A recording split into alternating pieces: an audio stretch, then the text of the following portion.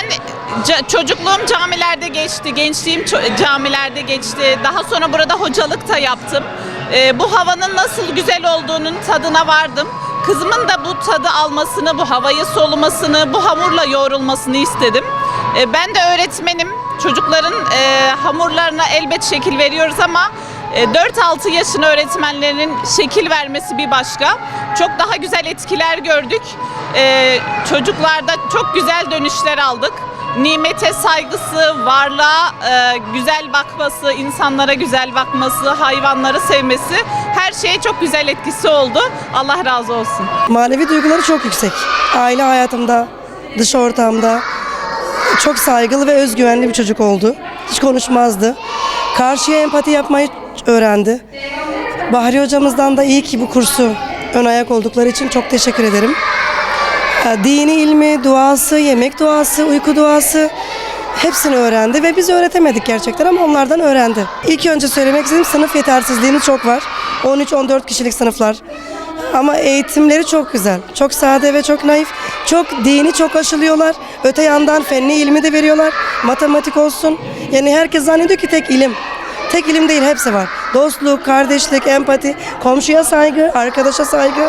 Bilakis bizlere saygısı var. Kendini tanıdı. Çocuğumuz buraya benim Kur'an kursu hocamın önerisiyle geldi. Çok memnun kaldık. Yani benim de çocuklarım çok içine kapanık, özgüvensizdi. Empati duygusunu, dini değerleri, sofra adabını, konuşma adabını.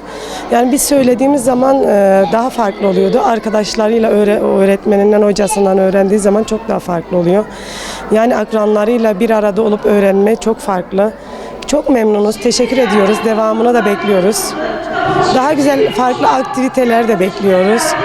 Yani çok memnunuz. Ekstra daha sınıflar açılmasını da talep ediyoruz. Biraz sınıflarımız yani şu anlık yeterli ama çok talep eden kişiler var, arkadaşlarım var. Onlar da gelmek istiyorlar ama yeterli sınıf olmadığı için gelemediler. Onlar için de ekstra sınıf açılmasını talep ediyorum.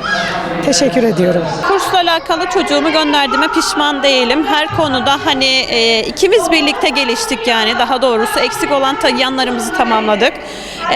Memnunum, pişman değilim yani gönderdiğim öğretmenlerimizden de Allah razı olsun. Her türlü konuda, her şeyde destek çıktılar yani kendileri.